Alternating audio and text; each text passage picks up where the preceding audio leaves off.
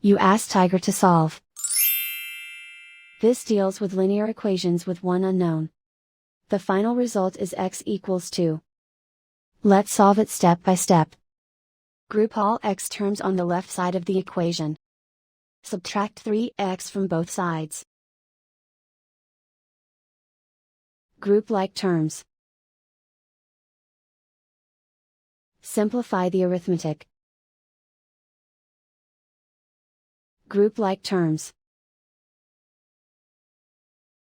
Simplify the arithmetic. Group all constants on the right side of the equation. Add 4 to both sides. Simplify the arithmetic.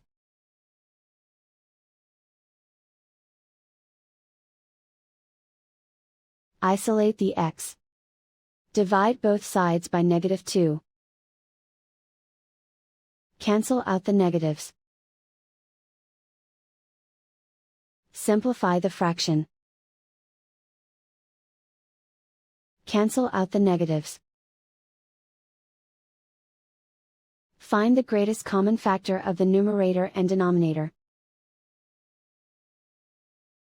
Factor out and cancel the greatest common factor. And so the final result is x equals 2.